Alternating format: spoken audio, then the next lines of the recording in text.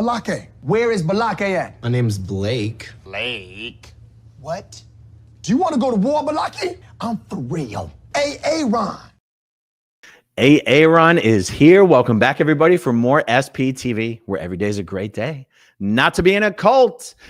Before we get into the main order of business today, I want to remind everyone we are having a giant protest in downtown Clearwater, Florida this afternoon. What time is it? It's 2:30. Starts in about 3 hours. It will last for about 3 hours.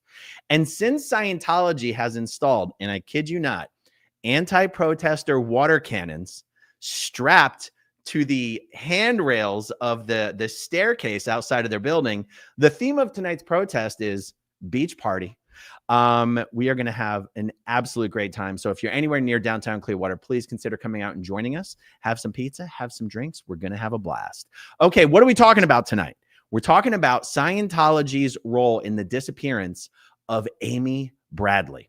There's a brand new documentary out on Netflix about Amy Bradley mysteriously going missing from a cruise in the Bahamas about 20 years ago. And the brother of Amy Bradley put up a post on Twitter, or X as the kids call it, talking about what he and his family suspected was possibly Scientology's role in her disappearance.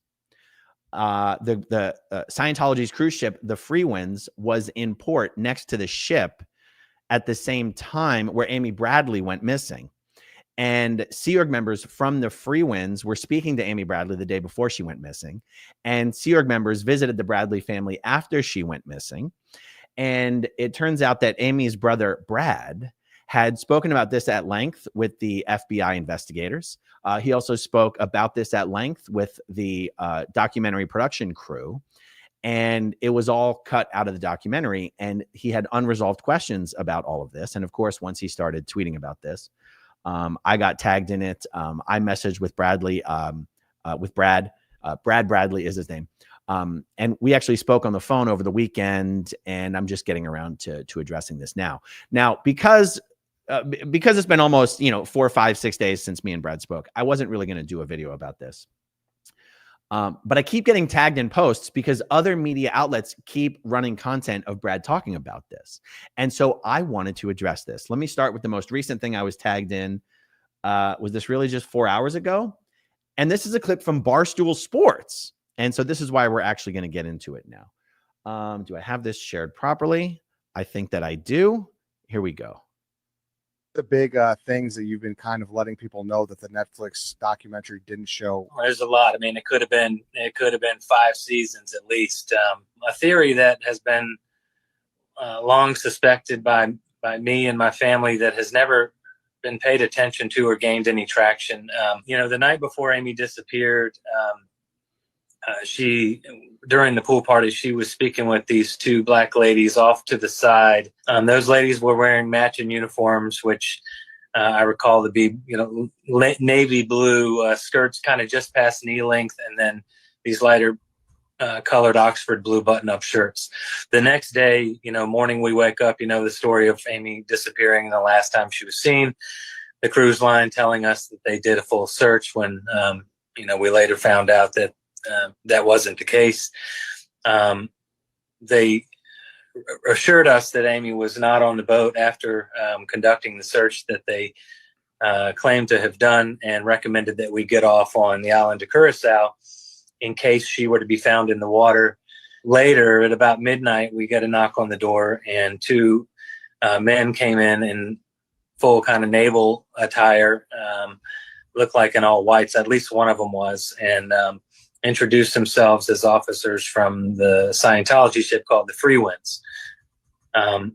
So, we weren't aware of anybody calling them or telling them where we were, inviting them to our room, but we let them in.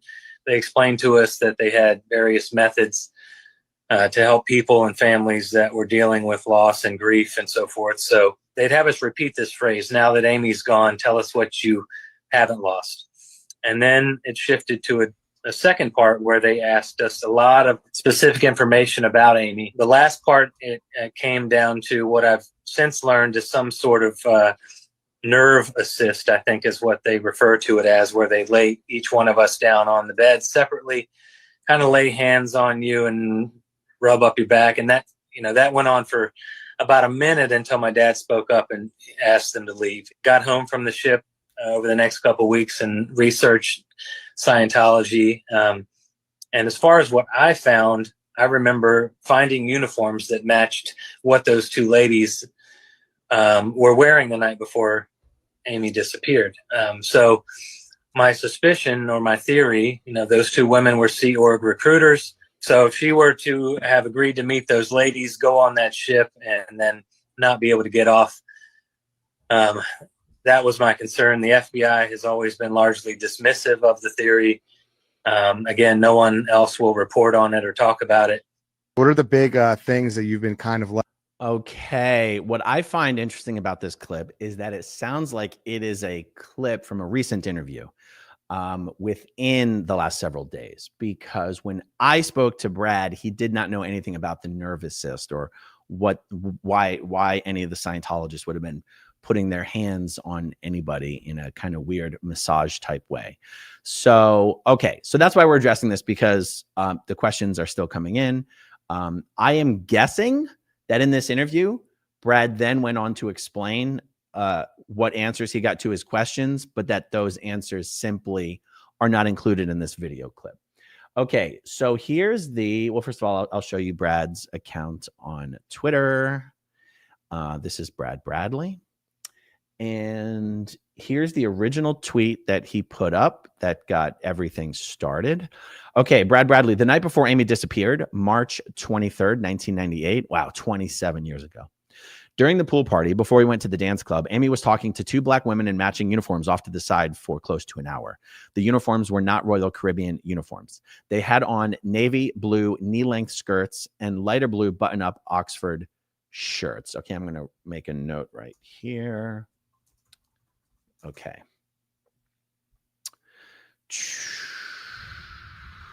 Okay. My parents walked over them to let Amy know that they were going to bed. So first off, well, I'll save my commentary for the end. When they walked up, the two ladies who had appeared very friendly during their conversation with Amy did not speak or introduce themselves when my parents came over. We do not know who these women were. The FBI says they are aware of who they are, but would never share any information regarding them with us. The next afternoon, we got off the ship to stay in a hotel on the canal in case Amy were to be found in the water, which she was not. Late on the night of March 24th, 1998, we were in the hotel room on Curacao. We were not in good shape. My mom asked the president of my dad's company, who had gotten off the ship with his wife, to help us, to please help find a priest who could come pray with us. They were not able to find a priest. Around midnight, two Scientology officers knocked on our door and introduced themselves as officers from the Freewinds ship. The Freewinds is Scientology's Sea Org ship headquartered in Curacao. They told us that they assist people who are grieving and suffering loss through various methods. They explained their ways and went on to ask us very specific things about Amy. Does she smoke? What are her favorite cigarettes? Does she drink? What is her favorite beer? What are her favorite snacks, etc.? This went on for a while, and at the time we went along assuming it was a way to process our grief.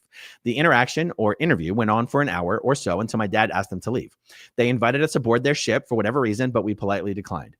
I'm not claiming I know they were involved, but they left our room having learned a lot of specific details about Amy's favorite things, which in retrospect has been suspicious to us ever since. Over the next couple of weeks after returning home to Virginia, I did a lot of research about Scientology, the Freewinds, the Sea Org, etc., and found that the uniforms of some of the staff on the Freewinds matched what the two black ladies that Amy was talking to the night before were wearing. I believe it is possible that those ladies boarded our ship with the group of performers and a large entourage of people that boarded the ship in Aruba that night. I believe it is possible that they were Sea Org recruiters that coerced, convinced Amy to meet them in the morning for a tour of the Freewinds. I believe it is possible that she agreed, she went, and then she was not able to get back off of their ship. The Freewinds was docked adjacent to the Rhapsody of the Seas, our ship, on Curacao that day, a couple hundred feet away. If you have ever done any research about this organization, you will hear of people being held against their will, forced work duty, isolation, and so on. The Freewinds goes back and forth between Curacao, Aruba, and Barbados. Amy was reportedly sighted in all of those places. There is a shopping center bathroom sitting in Bridgetown, Barbados, highlighted in the series. The Freewinds docks in Bridgetown when it goes to Barbados. Amy was reportedly seen in San Francisco, California at Pier 39, which was not discussed in the docu-series, and there's a Church of Scientology 2 miles from that sighting. One of the first sightings was at Porto Marie Beach on Curacao. As I mentioned earlier, the Freewinds Sea Org is headquartered in Curacao.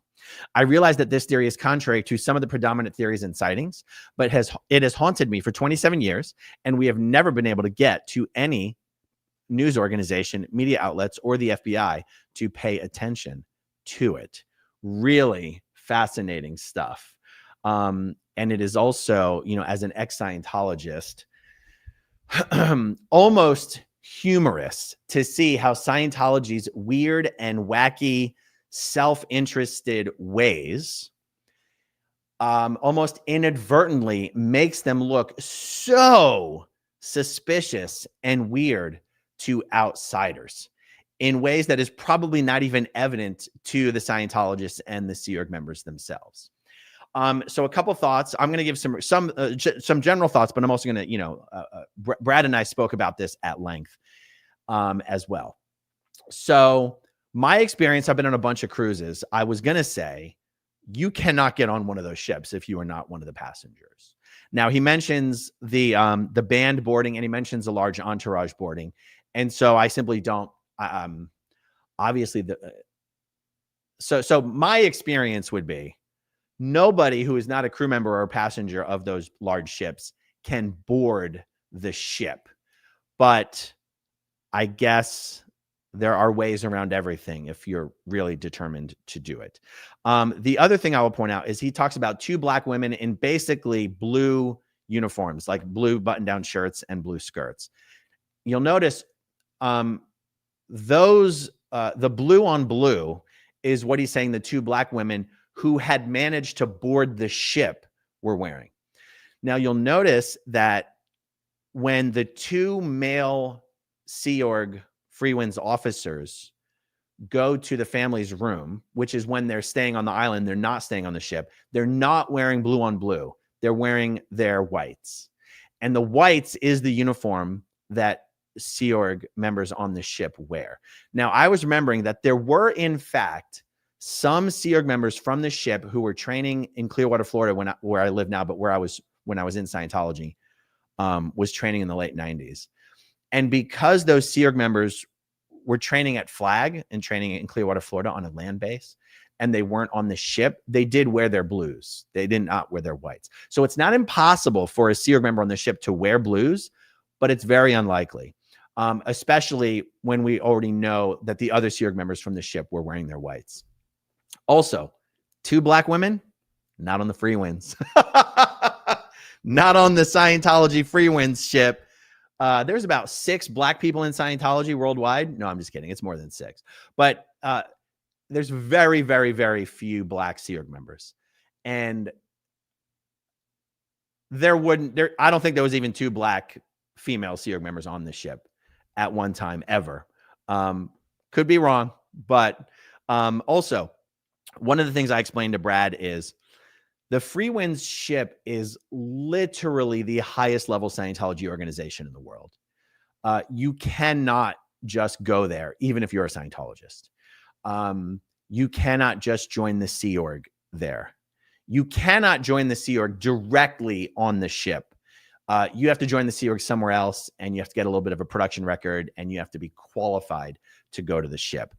And the point in understanding the ship's role in Scientology is that they are not trying to recruit new Scientologists on the ship, and they are not trying to recruit Sea Org members for the ship from a recruitment pool of non-Scientologists.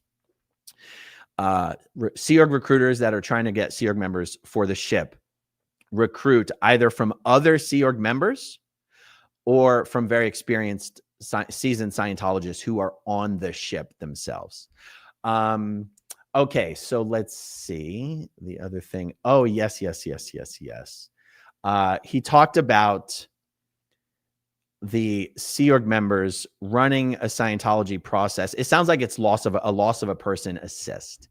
And many Scientology processes have kind of alternating type commands, like what could you have, what could you not have, like what are you willing to experience, what are you not willing to experience. The fact that he said basically, what have you he said, now that Amy is gone, what have you not lost? So that's kind of like, what have you lost, Amy? What have you not lost, anything else? What have you lost? What have you not lost? Sort of one of Scientology's repetitive auditing process type things. Now, it's interesting because, this ends up, and there was other questions about what are Amy's favorite this, what are Amy's favorite that. And it's weird because this could be any number of a type of Scientology auditing processes or interview type questions. And yet to an outsider, it sounds like a bit of an interrogation. It sounds like, well, if you were holding her and you wanted to keep her happy and you wanted to keep her from wanting to leave, you would want to know what is her favorite this, what is her favorite that. Now, you could also just ask Amy, but maybe if Amy wasn't being cooperative, you would want to find that out from other people. It's so interesting how actual Scientology stuff that isn't really sinister to an outsider ends up looking very sinister. There's another famous example of this in the young son of a Clearwater-based Scientologist named Kyle Brennan. The son was named Kyle Brennan. And he was visiting his Scientologist father here in Clearwater. And the Scientologist father had some connection to members of David Miscavige's family. There was some, he was employed by someone who was employed by, I forget what the connection was exactly, but this father had connections to David Miscavige's family members. And this son ended up shooting himself and taking his own life in Clearwater, Florida. And Scientology was paranoid about having any materials, books, letters, photos in this crime scene that in any way would be linked to the Miscavige family. And so members of Scientology's Office of Special Affairs basically cleaned the scene of anything that would cause investigators to want to question members of the Miscavige family. And because Scientology did anything other than instantly call 911 as fast as possible and have the authorities there as possible, now they look suspicious. Now they look weird. Now they look like there's a cover-up. Now they look like, now there's conspiracy theories that Scientology actually murdered the kid. When it's like this kid posed no threat to Scientology of any kind whatsoever, other than the fact that he was on, I believe he was on some psychiatric drugs. His father was getting heat from Scientology for the fact that his own kid was on psychiatric drugs. If my memory serves correct on what I've read about this, I think the father took the kid's drugs away from him. Obviously, it's very dangerous to take someone's medication away from them like that, cold turkey, especially certain medications. The kid took his own life. And to an outsider, it looks like, oh my God, Scientology had this kid whacked and cleaned the crime scene. But you're like, if you know how Scientology works, that's the last thing Scientology would do. It doesn't even make sense, but good luck convincing the conspiracy theorists about that when Scientology acts so weirdly and suspiciously for its own self-interested reasons, totally aside from covering up an actual crime. Okay, so let's see. Oh, and also you have on top of that the fact that the Free Winds cruise ship, Scientology's cruise ship, is used for trafficking. It is used to hide people. People do have to escape from the ship. Don Jason, well-known former Sea Org member, was an executive at the Flag Land Base here in Clearwater, Florida, where I live. I knew Don Jason, as well as anyone at that time. And Don Jason was having an affair with another high-level Sea Org executive. And when this was discovered, the other executive was sent to the RPF, Scientology's labor camp. Don Jason was sent to the ship as a prisoner. Don Jason literally had to escape from the ship by crafting this rolling pin type thing and sliding down like, what do they call those? What were those things? Literally sliding down the rope, connecting the ship to the dock, jumped into a cab, no money, no passport, no anything. Take me to the embassy. You have Melissa Paris and Valeska Paris were sent to the ship to hide them away from their mother, who had put the Scientology's highest level confidential materials onto the internet, and she was making a legal problem. A zip line, yes, he basically had to zip line down, and she was trying to get a hold of her daughters. So Scientology sent her daughters to the ship so that she couldn't find them. So you then have the fact that the ship really is a trafficking ship, and it really is a prison ship at times. Okay, so I explained to Brad about the assists, about the role of the ship in the world of Scientology, and I also explained how Scientology uses the ship. On these islands, Scientology is a bit of a bigger fish in a little pond compared to anywhere in the United States. Obviously, when it comes to an actual ship, the Freewinds ship is quite tiny compared to the normal cruise ships. So I don't mean a big fish in that sense. It's actually a small fish in the world of cruise ships. But Scientology sort of has an outsized presence on these islands because these islands are so small compared to anywhere where the ship would dock in the United States. And it goes out of its way to do these little public relations capers and goodwill capers to try to have good public relations on these islands. And, I think it's even interesting that Scientology was involved in any way in trying to be sort of a grief counselor to the Bradley family. And I'm actually really surprised that wouldn't have made it into the documentary. I guess I can understand the documentary production crew not wanting to include any possible accusations that Scientology was involved in her disappearance. But I think the fact that Scientology was involved I gotta quit this app, was involved at all is very interesting and very newsworthy. And I think it's a real shame that Brad and his family have never been able to get their questions answered up until this point about what did the Scientology involvement even mean? And this has been going on for 27 years. I thought it was interesting that the FBI wouldn't even have, put him in touch with some ex-Scientologists who could at least answer his questions. But, what do I know? Maybe that's overstepping for the FBI. Okay, there was something else here. Yes. Okay, so here's the follow-up post that Brad did on Twitter after speaking with me and some other ex-Scientologists. I'm going to share this with you. Okay, Brad says, the night before Amy disappeared, during the pool party, before we went to the dance club, Amy was talking to two. Is this the same women?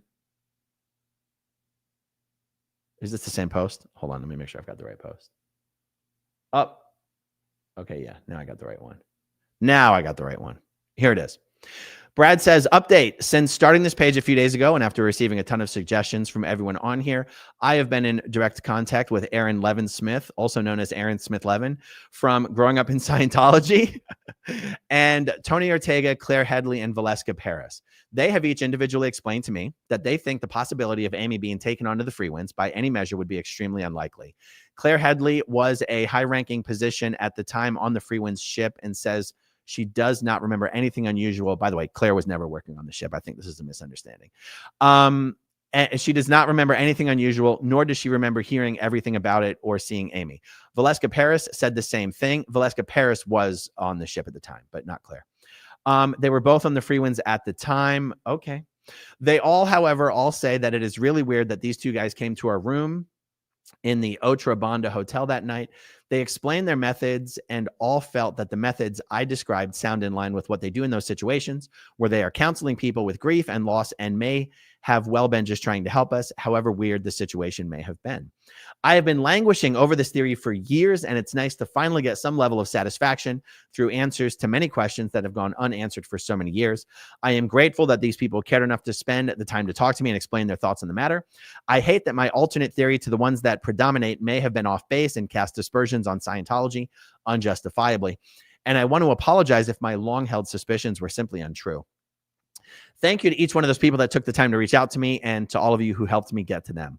Now I think I have been satisfied enough that the chance that Amy was taken onto that ship and or into Scientology is close enough to zero to put it to bed. Again, I can't say enough how awesome it has been to see so many people from around the world contact me and try to help. It is truly amazing to realize how much people care and what social media can do. What is most important right now is that somebody knows what happened, and it's time for them to find it within themselves to come forward and tell what they know. This feels like if there's any chance that we are able to find Amy or find out what happened to her, it's the last chance we will likely ever have again. One last thing that I wanted to say, it's more of a commentary on documentaries in general. One of the things that Brad shared with me that I found really incredible is, you know, I binge watched this documentary. It's only 3 episodes. And I watch it on, 1.5 speed. there is no question that the documentary crew wanted one of the theories about Amy's disappearance to be that because Amy was gay and that because her father was not happy with this when Amy first came out, and that because Amy's father had perhaps and allegedly made Amy feel so bad and ashamed and unloved for being gay, that it drove her to suicide and that she jumped off the ship. That is without question one of the possibilities the documentary wanted you to entertain. And I was actually shocked to find out that at the time of Amy's disappearance, Amy had a boyfriend. Her boyfriend was on the cruise with the family. Amy and the boyfriend had been together for months. That Amy's ex-girlfriends who appeared in the documentary were all precisely that, ex-girlfriends. The documentary didn't even want you to know that Amy had a boyfriend or also liked men. And I was also shocked to find out that Amy's boyfriend was interviewed for the documentary for 5 hours. And all of his interview was cut and landed up on the editing room floor. This to me is just a commentary that is relevant to the Scientology world because there've been a lot of documentaries and there's going to be more documentaries that, and I guess it's also just a reminder to all ex-Scientologists who participate in any documentaries that the story is told by the editors. The story is told by the editors. And it's one of the reasons I got so excited about, Scientologists being on YouTube, on their own platforms and their own channels, telling their own stories. Is that's the only way you can make sure your story will never hit the editing room floor, is to take ownership of it and to be able to tell it in your own words, long form, without any middlemen. Amy's boyfriend is even visible in the documentary in some of the photos in some of the photos that the documentary uses. Amy's boyfriend is actually on the couch. And yet if that were included in the documentary, that she did have a boyfriend, that they were in love, that, any upset between Amy and the father was years in the past, and that she was very close with her father, I just thought a cautionary tale, guys, a cautionary tale about documentaries in general and what it means to own your own story and what it means for someone else to be telling your story. And again, even when Brad shared that with me, he said, hey, no shade at all to the documentary crew. Thanks to this documentary, more attention than ever is being drawn to Amy's case, and the possibility of finding her is greater than ever thanks to the documentary. He was not talking smack at all. He was just sharing with me this fact about her boyfriend and how that didn't make the documentary, along with the fact that all these concerns about Scientology didn't make the documentary either. Just something to consider. Interesting stuff. Okay, let's run through some starred comments and we will wrap this one up. Eileen Bradley, I have a younger family member called Amy. Hearing about this case always made me shudder a bit extra. C.O. Bilf, is there anything about this in the OSA files? There is not. 2 black women in Sea Org uniforms on the free ones in 1998. Are we able to tell her family who they are? Yeah. So it's interesting that the FBI says we do know who those women were. And it almost a 0% chance those 2 women would have been Sea Org members. And also Sea Org members getting onto the ship. Why would Sea Org members care about being on that ship? That only makes sense if you think Sea Org members would be wanting to recruit people who are visiting on the ship, and they don't. They don't want to recruit any non-Scientologists onto that boat as public Scientologists or as staff members. Robin Biker Dykey. I don't know the right way to say the word, guys, this last name. Okay. Bickerdijk? I'm not even going to try, guys. It sounds to me like Scientologists decided to render some grieving folks amenable to recruitment because it was a big story. Gross. Yes, they decided to render some grieving folks because it would make for good PR and a good story at the next event, but not for recruitment. Liz Gale. Oh, hey, I was following this story. Jojo, I wonder if Aaron will wear his swim shorts later for the protest. That would be so funny. I'm going to be wearing my swim shorts. I'm going to be wearing my Hawaiian shirt. I'm going to be wearing water socks. I'm going to be wearing my beach hat. I'm going to have my beach towels. I'm going to have swim toys. We're going to have a blast out there, guys. Sharona, in one interview Brad did, he said that he's been in touch with quite a few ex-Scientologists, Antonio Ortega. I don't have Netflix anymore, so I haven't seen the new documentary. Eileen Bradley, I remember watching the YouTube video from Kendall Ray about the Amy Bradley case several years ago, and it never left me because it is so chilling.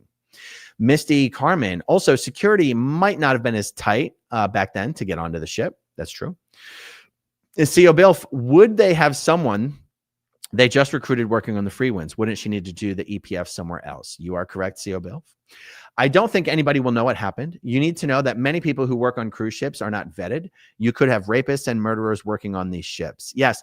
One thing that I thought was interesting is that, you know, considering how thorough the investigation was into Amy's disappearance, we have to conclude that they poured through every minute of every video of the cameras covering the entrances and exits of the ship and verified that Amy Bradley did not walk off of the ship. And I think that's where the speculation came from, that she was smuggled. If she was smuggled, was she smuggled alive? Was she smuggled dead? Was she in a suitcase?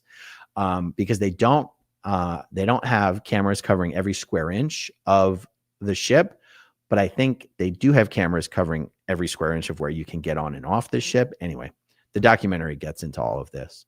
Abigail, is it possible those ladies are Sea Org members from the island? Is there an org in Curacao?